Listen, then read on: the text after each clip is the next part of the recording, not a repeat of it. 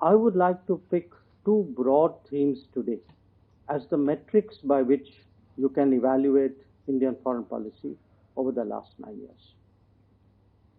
The first theme is, how does the world see India today?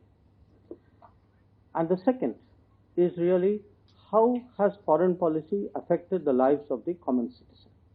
So those are really the two perspectives from which I would like to present to you the foreign policy of the last 9 years.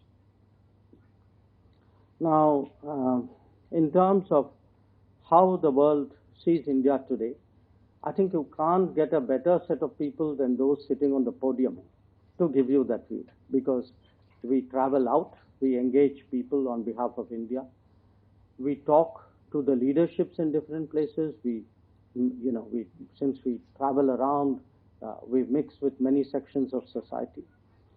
So what, in a sense, I present to you is a accumulation of our collective experiences. And if I were to pick them, probably the one which I would start off with is how much today the world, especially the global south, perceives India as a development partner, as a credible, effective development partner with delivery on the ground. And I'm just reminded of my last visit. I came back yesterday morning from Namibia. And I inaugurated formally a center of excellence in IT, which has been functioning there for about a year and a half. And the impact on the Technology University of Namibia by our giving a Param supercomputer, having trainers out there,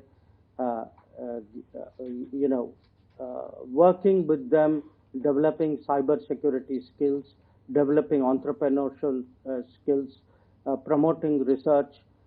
I cannot describe to you the excitement in the university.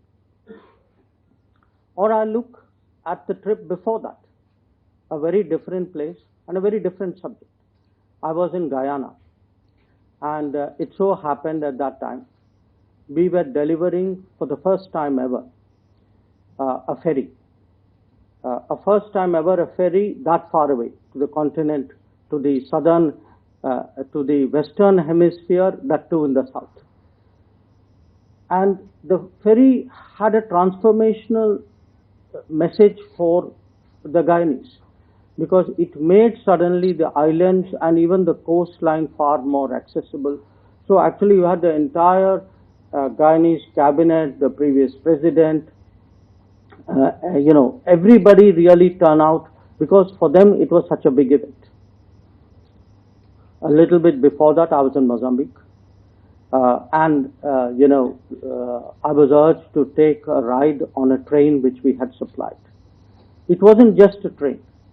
We actually made possible the beginnings of a suburban rail system in Maputo, which would decongest that city, because the kind of trains and the price points and the quality that we did, that actually had a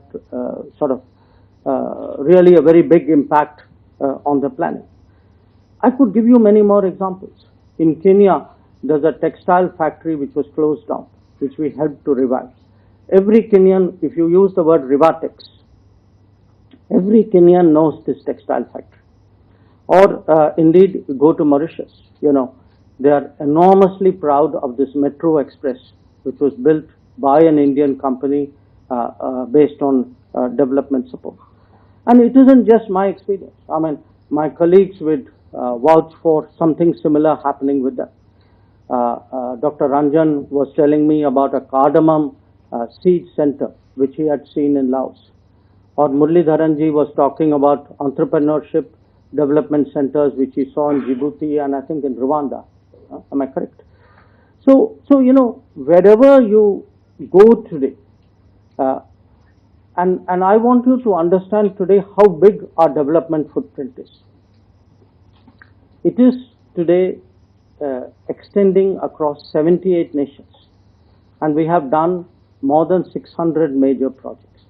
But most of all, the impact is actually in our own neighborhood. that if you look, we've just had the visit of Nepal's Prime Minister, and again, there was a stock taking of, and frankly, satisfaction at a lot of what has been achieved, a lot of new projects which are coming on stream.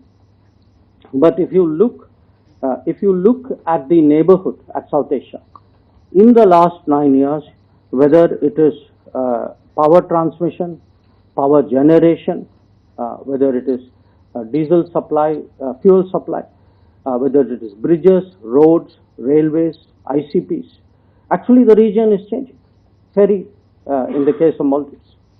So the first point I want to make to you is a large part of the world today sees us as a development partner, not just as a development partner who lives up to what Prime Minister enunciated as the Kampala principles, which is we do with our partners what is their priority.